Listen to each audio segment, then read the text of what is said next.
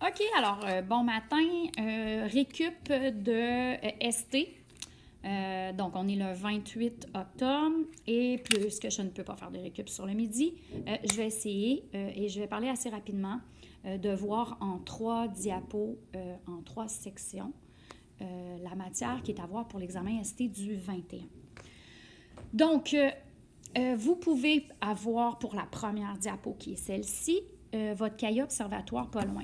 Puis la référence, c'est la page 164-165 pour ce qui est de la diapositive sur la statique ici. Donc, toutes mes explications sur la statique, vous devez suivre avec ces 2 pages-là. Donc, il résume tout ce qui concerne la statique et ce qui est important de savoir pour l'examen.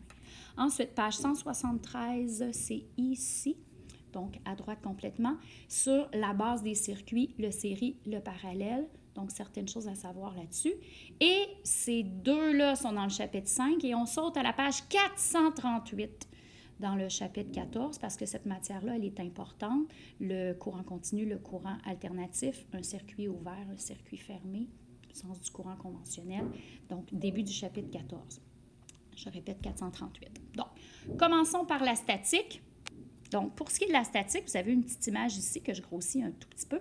Donc, à la base, l'électricité statique, ça provient des atomes. Donc, la raison pour laquelle il y a de la statique, rapidement, c'est parce que toute matière contient des atomes et ces atomes-là sont neutres. Ils contiennent des protons qui sont dans le noyau, très profondément ancrés dans un noyau très, très creux, et c'est impossible qu'ils sortent. Et on a des électrons, par contre, qui sont en rotation autour, en surface, en superficie, mais ils sont très, très loin du noyau. Donc, ils sont en rotation et plus faciles à arracher parce qu'ils sont à proximité, ils sont sur le bord. Donc, quand on touche un objet, en fait, on va davantage toucher l'ensemble des électrons de tous les atomes. Et ce sont donc ces électrons-là uniquement qui peuvent être arrachés lors de l'électrification, par exemple, par frottement. Donc, en partant, c'est important de savoir, et c'est ce qui est essentiellement nommé à la page 164, dans l'atome, quelles sont les charges plus et moins, protons, électrons, qui sont en même quantité. Donc, si j'ai plus 5 protons plus, et j'ai 5 électrons moins, plus 5 moins 5, ça fait 0. Si j'ai 20 protons, j'ai 20 électrons. Et c'est ça pour toute matière, toute confondue. Donc, ils ont autant d'électrons que de protons, ce qui fait que la matière, elle est neutre à la base. Donc, ça, c'est important. Ensuite, à la page 165, on t'explique quelque chose qui a un peu rapport à ça. Ça, c'est la petite animation que je vous avais montrée en classe de la compagnie FET, PHET. Vous pouvez vous-même aller voir sur Internet le site Internet de PHET. Vous pouvez télécharger plein d'animations, dont celle de la statique que je vous ai montrée en classe. Donc, vous avez une petite image ici en bas qui vous montrait, vous vous rappelez, le ballon qui avait autant de plus que de moins qui était neutre. Et on a un autre objet qui est neutre qui était le chandail. Donc, première étape, ce que j'avais fait en classe et je vous le réexplique, c'est un chandail, par exemple, contient des atomes, donc des protons et des électrons à l'intérieur de chacun des atomes en même quantité, donc neutre. Le ballon est neutre aussi avant frottement.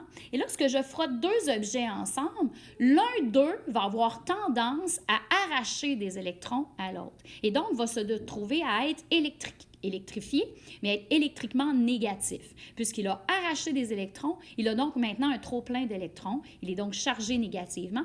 Et le chandail qui a été frotté, il s'est fait arracher des électrons. Mais au départ, il y avait la même quantité de plus que de moins. Là.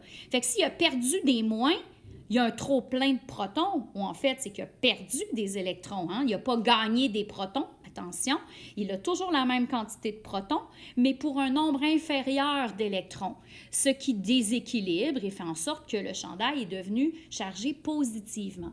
Donc, qu'est-ce que ça fait si je prends le ballon que j'ai frotté, puis qu'après, je le ramène proche de mon chandail? Bien, des signes contraires, ça s'attire, les plus et les moins. C'est un peu aussi ce qui est dit à page 173 dans le bas de la page. On dit que des charges contraires vont avoir tendance à s'attirer. Fait qu'un objet positif, un objet négatif, bien, va s'attirer. Lors du frottement, il y a toujours un objet qui devient plus et un objet qui devient moins.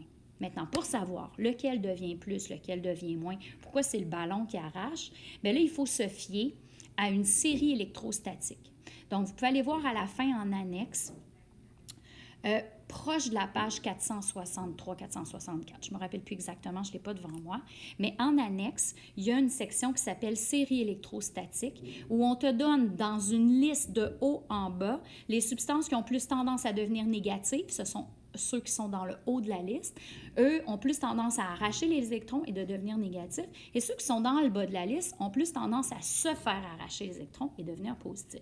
Fait que quand je prends n'importe quel objet, si j'avais une règle, par exemple, qui pogne souvent la statique, puis je la frotte contre mes cheveux, puis là, il y a la statique qui colle, puis en fait, j'observe là, une espèce de phénomène électrostatique. Bien, est-ce que c'est la règle qui a arraché les électrons ou c'est mes cheveux? Pour le savoir, je peux aller voir le plastique ou le polystyrène. Évidemment, à l'examen, je vous nommerai de quelle matière il s'agit. On va voir dans la liste, celui qui est au-dessus de l'autre va arracher et va devenir négatif. Voilà, c'est simple comme ça. Évidemment, les données à l'examen, je vous rappelle, ça ne veut pas apprendre ça par cœur.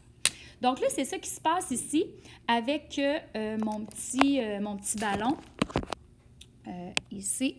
Donc, mon petit ballon et mon chandail que j'ai frotté au préalable. On voit qu'il a une accumulation d'électrons et que lui, il a moins d'électrons qu'avant. Donc, positif, négatif, ça tire. Ça, on appelle ça le frottement. OK? Donc, par frottement, il y a une électrification.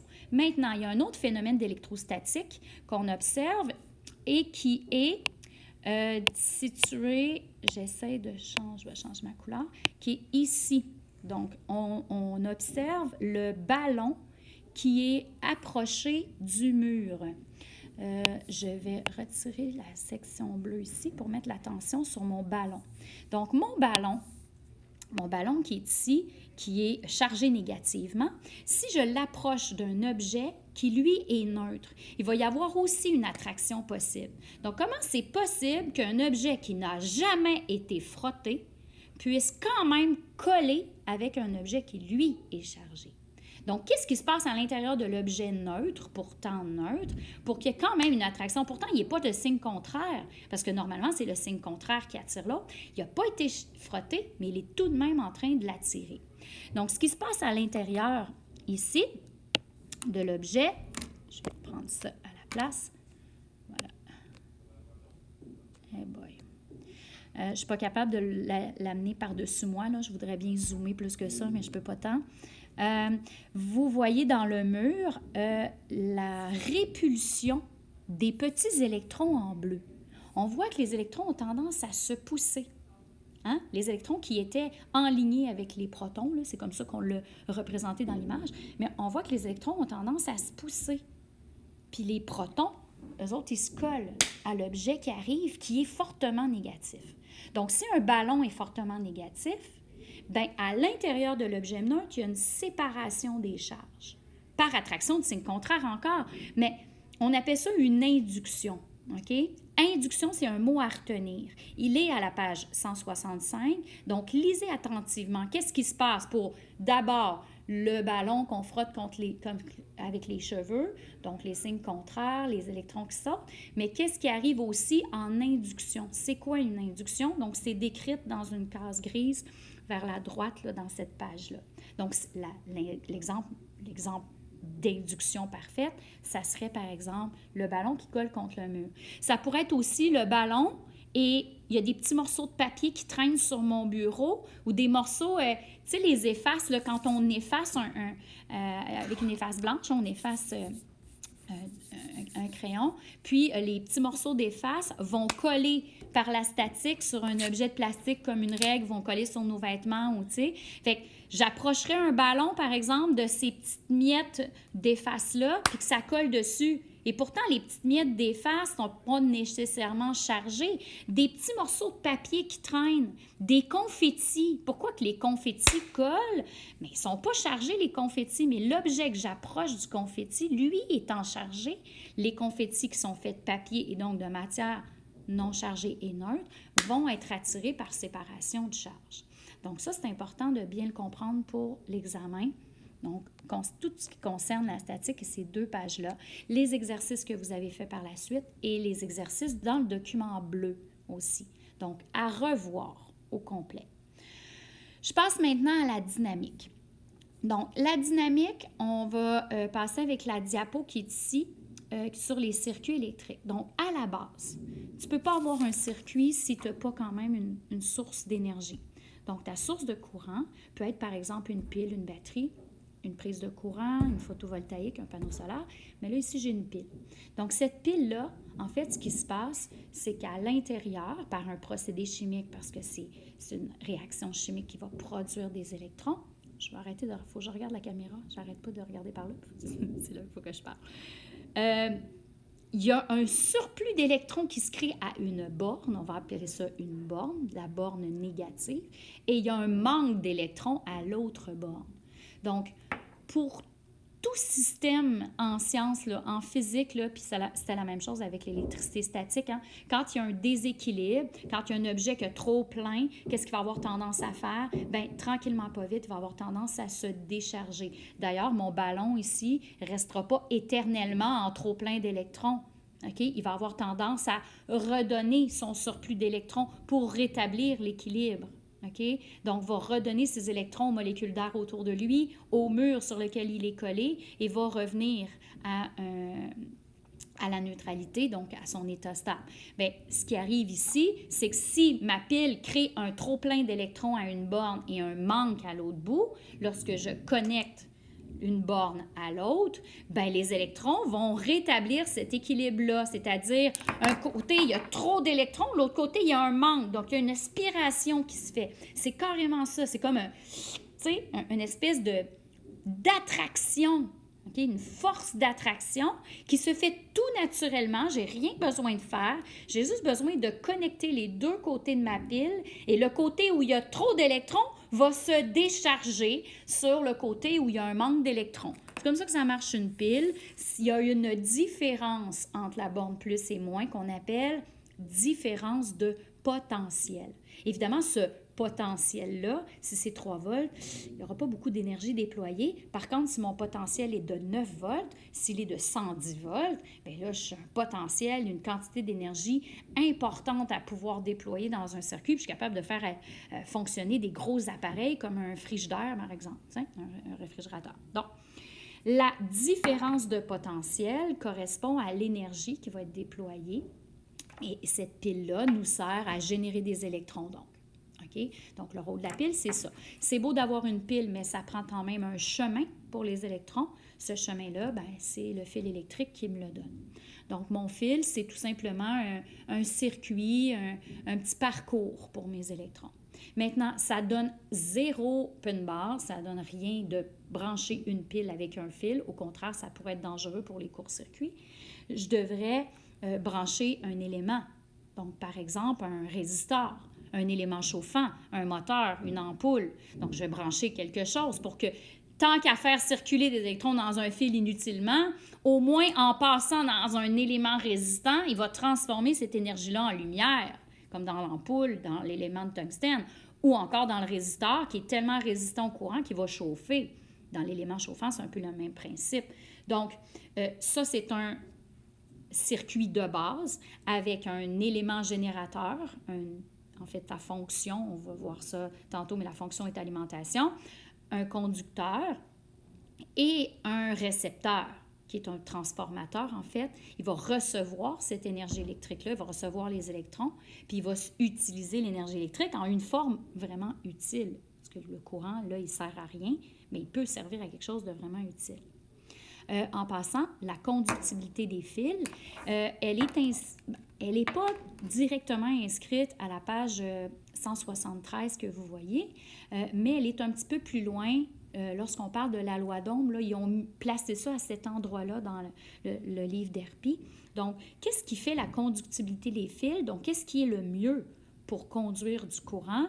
Bien, il faudrait que le fil soit le plus court possible. Okay? Plus le fil est long, plus ça fait un long parcours pour les électrons et plus il y a une dépense énergétique, il y a une perte d'énergie, veut pas, dans le fil. Parce que les électrons doivent faire plusieurs bonds d'un atome à l'autre à l'intérieur de la matière qui est le cuivre à l'intérieur. Disons cuivre, justement, en disant cuivre, la nature du fil. Si au lieu de faire un fil en cuivre, je décide de faire un fil en fer, ça conduit un petit peu moins bien le fer. Le cuivre est un bon conducteur, l'aluminium est quand même pas si mal, l'or est encore meilleur. Donc, selon la nature du fil, je peux améliorer la conductibilité, c'est-à-dire la manière dont les électrons vont sauter d'un atome à l'autre, la facilité dans laquelle ils vont circuler. Fait que si le fil est plus court, c'est mieux. S'il est en or, c'est mieux. S'il est plus gros, donc le diamètre du fil ou la grosseur, c'est mieux qu'il soit plus gros parce qu'il y a vraiment plein de possibilités de bond d'un atome à l'autre pour pouvoir circuler. Il y a de la place en masse à passer, voyons ça comme ça. Si le fil est très, très, très, très mince, il n'y a pas bien de place à passer. Fait que si je fais passer bien du courant, là, ça va avoir de la misère, ça va faire chauffer le fil. D'ailleurs, vous remarquerez que le fil que vous utilisez, par exemple, pour charger votre cellulaire, bien, le fil est très, très mince. Puis si vous regardez les câbles qui sont dans les rues pour amener le courant à un quartier complet, bien, c'est des espèces de gros câbles de calibre important parce qu'il y a beaucoup de courant qui doit passer. Il ne faudrait pas mettre des petits fils, ça chaufferait. Ça conduit mieux le fort courant quand il y a des gros fils. Fait que la grosseur est importante. Et la température, elle doit être la plus basse possible. Donc, quand c'est froid, la matière a tendance à être plus compacte. Les atomes vont se rapprocher les uns des autres et au lieu de bouger, parce qu'il y a du mouvement à l'intérieur de la matière, fait qu'au lieu d'être en vibration forte, elle ne bougera presque pas la matière si elle est froide. Donc, les électrons vont avoir de la facilité à y passer. Donc, c'est mieux un fil qui est petit, qui est gros, qui est froid et qui est en or. Le petit gros froid en or, là, c'est un peu un truc pour se retenir tout ce qui est le meilleur conducteur. Autre chose aussi, on a en bas le circuit en série, le circuit en parallèle. Donc, bien évidemment, le circuit en série, les éléments sont branchés les uns à côté des autres. Vous avez fait un labo découverte là-dessus. Puis là, on est présentement en STE dans les lois de Kirchhoff, fait que vous savez beaucoup plus que ce qu'on dit là-dedans. Fait que dans votre tête, c'est supposé être clair. Identification, ah, ça c'est du série, ah, ça c'est du parallèle. Parallèle, il y a des embranchements. Ça voudrait dire que le courant peut passer par un chemin ou un autre. Il y a un split, OK? Il y a une séparation du courant. Donc, on le voit bien dans l'image qui est ici en bas. Voilà, celle-là. Je pensais pouvoir la grossir, mais je ne peux pas. Je ne peux que la déplacer. Donc, il y a même des images plus claires aussi, ou d'autres images dans votre cahier. Les exercices qui suivent là-dessus sont importants. Rappelez-vous qu'un circuit en série, gros désavantage, si j'ai un élément sur les 2 ou les 3 branches en série qui brûle ou qui se détache ou qui est défectueux, tout s'arrête. Donc, dans le fond, le circuit va s'ouvrir, ça fait référence au chapitre 14, le circuit va s'ouvrir et le courant ne peut plus passer. Tandis que dans le circuit en parallèle, l'avantage, c'est que s'il y a un embranchement qui est foutu, parce qu'il y a une ampoule qui a pété, il y a un résisteur qui est débranché ou défectueux, bien, le courant peut quand même passer dans les autres embranchements. Fait que le courant va passer pareil. Le système peut fonctionner des lumières de Noël branchées en parallèle. Tu vas voir laquelle est brûlée, parce que les autres vont allumer quand même. Dans le circuit en série, toutes les lumières s'éteignent. Et là, tu n'as aucune idée laquelle est brûlée. Donc, gros désavantage du circuit en série. Pour terminer, ici, le courant alternatif, le courant continu. Courant alternatif, ça va toujours dans le même sens. Et le sens conventionnel, et je dis bien conventionnel, c'est du plus au moins. C'est la seule chose à retenir parce qu'en fait, ça va toujours être comme ça qu'on va indiquer le sens de rotation dans un circuit, qu'on va numéroter des ampoules. Si j'ai 3 ampoules notées L1, L2, L3, bien, je vais partir de la borne positive du plus, je me dirige vers le moins et je parcours L1, ensuite L2, ensuite L3. Donc, je vais les numéroter dans ce sens-là. Donc, c'est juste une convention pour que tout le monde aille dans le même sens, tout simplement. Même si, logiquement, la borne négative, c'est elle qui est en surplus d'électrons et c'est elle qui se vide, hein? Donc, le sens réel des électrons est l'inverse, mais dû à une erreur scientifique, appelons ça comme ça, on reste et on demeure du plus au moins, qui est le sens conventionnel. Donc, c'est ça que vous avez ici. Courant continu, savoir que la pile, la batterie, un panneau solaire, ça amène un courant continu dans un sens unique, du plus vers le moins. Le courant alternatif, c'est nos prises de courant. C'est un courant où au lieu d'être fourni par une pile qui peut en même temps, gros désavantage de la pile, se décharger, on la jette. C'est sûr qu'on peut la recharger parce qu'il existe des piles rechargeables, mais ça a ses limites, une pile rechargeable, et ça peut être aussi assez dispendieux. Et peu importe, elle finit par s'épuiser. Tandis que là, imaginons une gang d'électrons qui font des va-et-vient, comme ça. Donc, dans un fil électrique, dans un résistor ou dans une lumière, par exemple, ta lampe dans ton salon, ben, qui est branchée dans ton mur, les électrons, c'est toujours les mêmes qui font des va-et-vient comme ça. Et en passant à gauche, à droite, 60 fois par seconde, on appelle ça des hertz. Je fais juste vous le nommer, mais ce n'est pas à l'examen. 60 hertz, c'est pour 60 fois en une seconde. Donc, il passe très, très vite et ça réussit à faire allumer. En fait, ça devrait faire des flashs, mais comme 60 fois par seconde, c'est tellement rapide que notre œil voit une lumière qui ne varie pas et qui ne fluctue pas. Donc, on a une lumière constante. Et donc, il n'y a que les sources de courant qui nous fournissent du courant alternatif. Pour le reste, chapitre 14, circuit ouvert, circuit fermé. Donc, on le voit quand l'interrupteur, quand on a des petits dessins, c'est facile. On a un petit dessin, puis on a l'interrupteur qui est comme ça. Donc, est-ce que le circuit est ouvert? Bon, trois quarts des gens vont dire rapidement oui, ça va. Quelques-uns ne seront pas sûrs, mais vraiment, c'est plus facile quand on a le dessin. Mais si je vous parle de la classe, là, c'est moins facile. Si les lumières présentement, est-ce que le circuit de lumière du laboratoire, le circuit est ouvert ou le circuit est fermé? Le circuit, il est fermé présentement. C'est ça qui est un peu embêtant, il faut bien saisir. Le circuit, pensez qu'à la circulation des électrons, est-ce que le circuit est ouvert ou fermé? Bien, il ne peut pas être ouvert. Les lumières sont ouvertes, mais le circuit, il est fermé parce que les électrons, ils passent. Si les électrons passent et font allumer la lumière, le circuit est fermé. Si le circuit était ouvert, les lumières n'allumeraient pas, le courant ne passe pas. Okay? C'est comme une espèce d'autoroute où il y aurait une espèce de pont-levis. Okay? Il y a du trafic qui arrive, puis à un moment donné, le pont-levis se lève. Le trafic s'arrête, le trafic ne passera pas, puis il ne jumpera pas le pont. Là. Donc, tout va s'arrêter. Fait qu'un circuit ouvert, c'est quand l'appareil ne fonctionne pas. Circuit fermé, tout fonctionne. Ça marche? Donc, c'est ça pour la première partie. C'est déjà 20 minutes, c'est beaucoup. Je vais essayer de faire rapide pour la prochaine section. Alors, deuxième section, U, I, R et loi d'Ohm. Donc, U, I, R et loi d'Ohm, vous allez tout simplement aux pages suivantes, 174 si je ne me trompe pas, où là, vous avez qu'est-ce que I? Donc, démêlez ça dans votre tête. Ce tableau-là, il est bien important. Le I, c'est l'intensité du courant. Donc, c'est l'intensité du courant en ampères. La lettre I correspond à la variable. On va l'utiliser beaucoup dans les formules mathématiques, dont la loi d'Ohm-Uri. Et ça correspond au débit d'électrons. Fait qu'il y a combien d'électrons qui passent à la seconde? Il y a combien d'électrons qui sortent de ma pile à la seconde? Okay? Évidemment, c'est un nombre de coulombs par seconde parce que ça serait trop long. Les électrons, il y en a vraiment beaucoup. Fait qu'en fait, c'est des coulombs par seconde pour dire vrai. Mais si vous me dites c'est le nombre d'électrons par seconde, c'est vrai aussi. Donc, c'est le nombre de charges par seconde. C'est tout aussi vrai. Fait que ça, c'est un débit. Okay? Et ce débit-là, il va s'ajuster en fonction de la pile, parce que plus la pile est forte, plus le débit va être fort. Il va s'ajuster aussi, ce débit-là, c'est-à-dire le nombre d'électrons qui sort de la pile par seconde, en fonction de ce que je branche.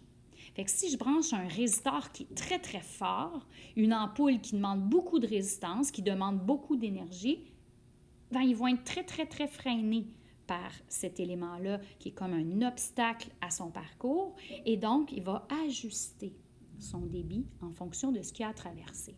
Donc, les électrons, le débit d'électrons, va aller plus vite ou moins vite selon ce qu'il a à traverser. Il y avait une image, l'image des trois petits bonhommes vert, jaune et rouge qui représentaient la résistance, que je vous ai mis sur Classroom. Et cette image-là, je la trouve géniale, tellement que c'est facile à comprendre, avec le bonhomme volt, qui est la pile, les électrons en vert qui essayent de passer, mais que la résistance écrase, étrangle le tuyau dans lequel l'électron essaye de passer. Si la résistance est forte, il va avoir de la misère à passer, et donc l'intensité va diminuer. Fait que ça, il faut le comprendre. Ensuite, il y a la DDP, mais ça, je l'ai expliqué un petit peu tantôt. C'est la différence de potentiel. C'est les U, donc la lettre U qu'on voit dans plusieurs formules, dont la loi d'Ohm, qu'on va voir assez souvent dans le reste du chapitre 5. Donc, la DDP ou la tension électrique, c'est synonyme. Elle est U en volts et elle correspond à l'énergie. Le mot énergie est important dans le tableau, il est là, retenez, c'est l'énergie dépensée dans le circuit. Donc, les électrons partent avec un certain potentiel et vont tout dépenser dans leur parcours. Fait que s'ils ont 2 résistors, ben, ils vont dépenser l'énergie dans les 2. Ils vont mettre un petit peu dans lui, un petit peu dans lui. Ils vont revenir à la pile épuisée. Si ma différence de potentiel est de 3 volts, 3 volts, là, faites comme si c'était des joules. Là. En fait, c'est un peu ça. C'est des joules par seconde, en fait. Et si, par coulomb, excusez-moi. Des joules par coulomb.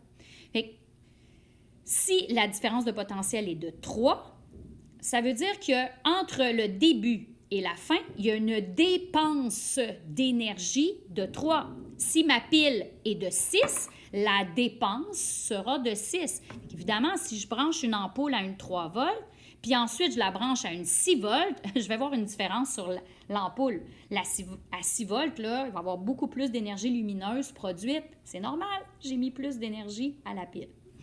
Fait que les volts dépendent de ta source. C'est elle qui décide combien de différence de potentiel va être dépensé au total. Maintenant, comment ça va se distribuer? Bien, ça, on va voir ça dans les lois de Kirchhoff. Ça dépend de la valeur des résistors. Il y a plus d'énergie qui peut être dépensée dans un résistor, puis un petit peu moins dans un autre. Ça dépend de la valeur des résistors.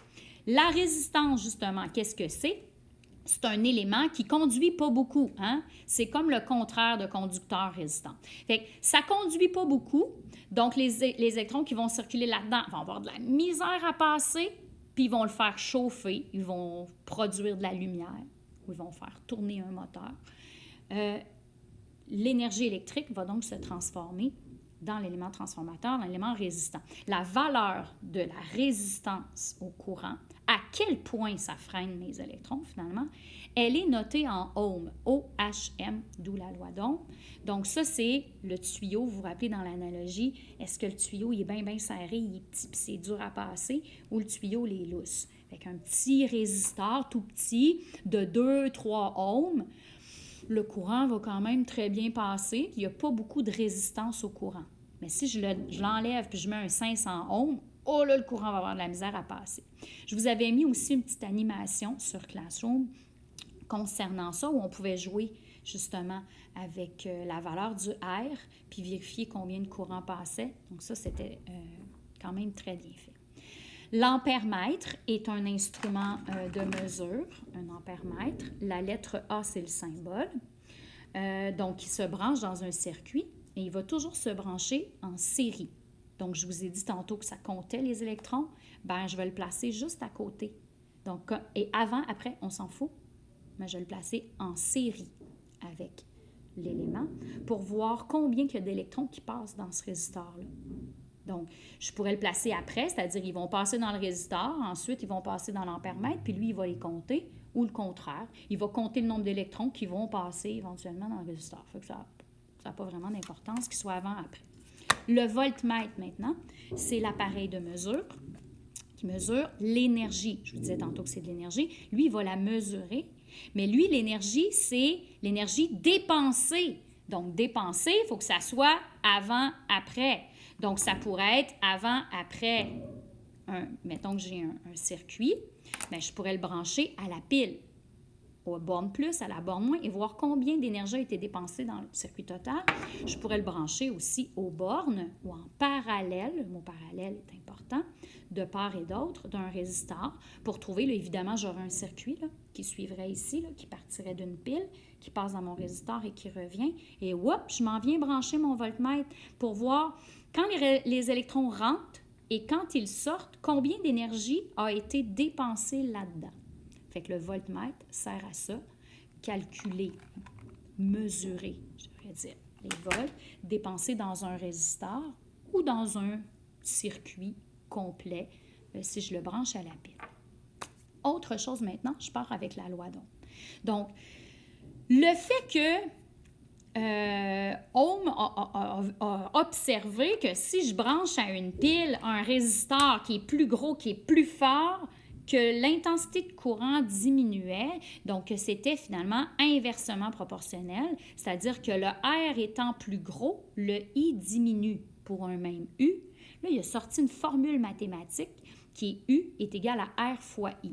Donc, ce qui est du même côté sont inversement proportionnels et ce qui est de côté opposé du égal dans la formule, c'est directement proportionnel. D'ailleurs, il s'est posé la question, dans ce résisteur-là, est-ce que la valeur est constante? Ou un résisteur, ça change des fois. Des fois, c'est 2 ohms, des fois, c'est 5 ohms, des fois, c'est 100 ohms, ou c'est toujours la même valeur en ohms, sa valeur de résistance. Donc, il a supposé que c'était la même valeur de R. Et donc, si je décidais d'augmenter le U, au lieu de mettre une pile, je mets 2 piles. Au lieu de mettre 2 piles, je mets 3 piles. Donc, finalement, j'augmente la DDP et je regarde combien d'électrons passent dedans. Lui, il a supposé que plus je mettais d'énergie, plus la différence de potentiel était importante entre la bombe plus et moins, plus les électrons allaient aller vite dans le même résisteur. Donc, ça allait augmenter de manière proportionnelle. Je mets 2 fois plus d'énergie, ça va aller 2 fois plus vite. Bien, c'est exactement ce qui s'est passé. Et vous avez le graphique qui le prouve. Donc, les U en fonction des I, ce fameux graphique-là, il est très important. Donc, plus l'intensité du courant, c'est-à-dire plus il y a de courant qui passe, bien, plus il y a d'énergie dépensée au départ, ou plus la pile était forte. Pour passer 2 fois plus de courant, il fallait que la pile soit 2 fois plus forte. Ou le contraire est vrai aussi. Si je double la quantité d'énergie à la source, bien, je vais faire passer le courant 2 fois plus vite. Pour une même résistance. Elle était constante. Et une constante mathématique, un graphique, cette fonction mathématique-là, c'est une fonction directe qui est Y égale MX. Donc, on a Y égale MX, mais on remplace Y par U et on remplace X par I. Ça nous donne U égale R, qui est la pente M, là, mais on le remplace par la valeur de R, I. Donc, U égale R fois I, c'est notre nouvelle formule. Et quand j'isole, j'ai 2 données sur 3, 2 variables sur 3, bien, je suis capable de trouver la troisième. Si je te donne le U, le R, je peux trouver le I en isolant. I est égal à U sur R. Donc, j'ai tout simplement à jouer avec cette formule-là et aller trouver la valeur d'un résisteur, le courant qui passe d'un résisteur ou l'énergie dépensée dans un résisteur, soit les volts. Je peux aussi trouver le taux de variation. C'est un peu ce qu'on vous montre ici à cette page. C'est ce que vous allez faire dans le laboratoire 3. Et c'est ce que je veux vous demander de comprendre aussi dans l'examen, c'est-à-dire cette droite-là, qui est la pente, correspond à la valeur de R. Et pour le trouver, je me prendrais 2 points et je ferais Y2 moins Y1 sur X2 moins X1. Et là, j'obtiendrais vraiment le taux de variation tel que vous l'avez déjà calculé en maths. Okay? C'est la même affaire, sauf que là, c'est appliqué à un élément transformateur en électricité. C'est important de comprendre, pour finir, que plus la droite est abrupte, plus c'est résistant. La pente est plus élevée aussi. Calculer un taux de variation, là, si la pente est comme ça, le taux va être plus élevé. Si la pente est moins abrupte, plus près de l'horizontale, bien évidemment, il y a moins de résistance. Et ça, il faut comprendre que s'il y a moins de résistance, ça veut dire que pour un même voltage, il va y avoir plus de courant qui va passer. Donc, être capable de comparer aussi. Vous avez fait des exercices, il y avait 2 numéros. Un dans l'observatoire sur la loi d'Ohm où on comparait 2 droites, la A et la B. Et il y avait aussi dans le document bleu où il y avait une droite A, B, C. Et j'adore cette question-là. D'ailleurs, je vous l'ai dit, cette question-là est importante, d'être capable de comparer, pas juste dire « Ah, le plus résistant, c'est le A parce que c'est lui qui est le plus à pic. » Oui, mais montrez-moi qu'il est plus résistant, donc il y a plus d'énergie dépensée pour le même nombre de courants qui passent, ou pour un nombre de courants déterminé par la pile, il y a moins de courants qui circulent pour pour un certain nombre de DDP, volts à la pile. Par exemple, à 2 volts, ben, dans le A qui est fort résistant, et après, ça n'a pas de courant qui réussit à passer parce qu'il est très résistant. Et le C, il y a full courant qui passe, il y a même 4 fois plus de courant qui réussit à circuler. Parce que je me souviens justement de cette expérience-là, de ce problème-là. Donc, voilà pour la loi d'Ohm, être capable d'appliquer, être capable de comprendre les graphiques, de comparer 2 droites. C'est ça qu'il faut savoir pour les... Et pour finir, et là, ça va être très rapide, à la fin de votre chapitre 14. Donc, le chapitre 14, à la page 438, il y avait le début là, de l'électricité, le circuit, le courant continu, tout ça, circuit ouvert, circuit fermé. Si on va un petit peu plus loin, et là, ça s'étale sur plusieurs pages parce qu'il y a comme des exercices entre, puis les fonctions sont séparées en 2 paquets. Le premier paquet vient 4 premières fonctions électriques, et ensuite, on a les 2 dernières. Ce que vous devez savoir pour l'examen, c'est le nom de ces fonctions-là. Donc, si je vous demande quelle est la fonction du fil, bien, c'est conduction. OK, donc c'est quoi son rôle en fait? Il faut savoir sa fonction et savoir à quoi ça sert. Donc, ça sert à amener les électrons d'un point A au point B, à les faire circuler. Fait si je vous dis ça, bien, ça, c'est l'alimentation. Sa fonction, c'est alimenter. Maintenant, c'est quoi son rôle? Bien, générer des électrons, produire des électrons, faire circuler des électrons, en fait, en générer, en produire. Parfait. Ensuite, si je vous montre un élément comme une ampoule, un résistor, un élément chauffant, un moteur, c'est un transformateur. Donc, la fonction c'est transformation. Donc, ça, c'est quoi son rôle? C'est prendre l'énergie électrique et la transformer en quelque chose d'utile. Voilà. Ensuite, qu'est-ce qu'il y avait d'autre? Il y avait le caoutchouc, mettons, le plastique. Plastique, caoutchouc, céramique, tout ça, c'est des isolants. Donc, le rôle, c'est isolation. J'ai une ampoule, je la visse, puis il y a comme un socle. Pourquoi le socle? Pourquoi au bout d'une ampoule, il y a comme un petit bout de caoutchouc? Il sert à quoi? C'est un isolant. C'est pour éviter les courts-circuits ou éviter de s'électrocuter. Si je fais un circuit électrique puis que mes fils sont à nu, c'est-à-dire ne sont pas gainés, bien là, je fais mon circuit puis je pourrais m'électrocuter. Ça serait super dangereux. Donc, électrocution et court-circuit, on a besoin d'isolation. Le fusible, le disjoncteur ont un rôle de protection dans le circuit. Donc, je les branche à un certain endroit et ce que je veux, c'est protéger le moteur qui vient à côté. Je veux protéger l'ampoule qui vient après. Je veux que quand les électrons passent dans l'ampoule, au préalable, ils passent dans le fusible, par exemple, et si le courant est trop fort, s'il y a une anomalie quelconque, ça arrive des fois dans les courts-circuits, dans les circuits de maison, par exemple, où il arrive des pannes de courant, le circuit part et le circuit redécolle. Et quand ça redécolle, des fois, il y a un petit pic. S'il y a une anomalie, ben à ce moment-là, c'est le disjoncteur qui part ou c'est le fusible qui fend. Le fusible, c'est un petit morceau de métal, c'est du plomb qui se met à fondre. Et là, le circuit est ouvert. Et si le circuit est ouvert, le courant ne passe plus. Donc là, je protège mon ampoule qui est après, mon ordinateur qui est après ou mon moteur qui est branché à mon blender.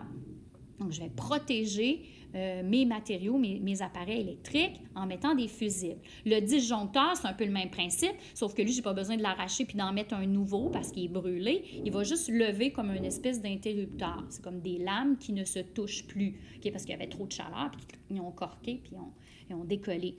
Donc, le courant ne passe pas, mais on peut le réarmer tout simplement. Et généralement, un disjoncteur, ce n'est pas relié à un appareil, mais c'est relié à une série d'appareils. À moins que l'appareil, ça soit une thermopompe ou un spa, là, c'est très gros, que ça prend son breaker à lui tout seul.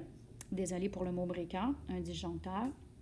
Et voilà. Sinon, c'est une section de votre maison qui est reliée. Et encore une fois, en cas d'anomalie, ça lève. Donc, est-ce que j'ai fait tout? J'ai fait l'alimentation, conduction pour le fil, transformation, isolation, protection, transformation. Je pense que j'ai rien oublié. J'ai-tu oublié quelque chose? Ah, commande. L'interrupteur. Il me semble que je suis rendue à 5. La fonction commande. Tout interrupteur à bouton poussoir, ou peu importe. Là, puis je ne vous demanderai pas le type d'interrupteur. Ce n'est pas à l'examen les sortes d'interrupteurs. Mais son rôle, en fait, sa fonction, c'est commande. Puis son rôle, c'est de faire passer le courant ou pas. Donc, c'est lui qui contrôle. Ça passe ou ça passe pas, tout simplement. C'est tout. Donc là, ça, c'est beaucoup plus rapide. Ça vous fait un grosso modo un 30-35 minutes, comme si j'avais fait une récup d'à peu près 30 minutes. Donc, si vous avez des questions, je suis toujours disponible. Puis, je vais faire des récup en classe pour le STE.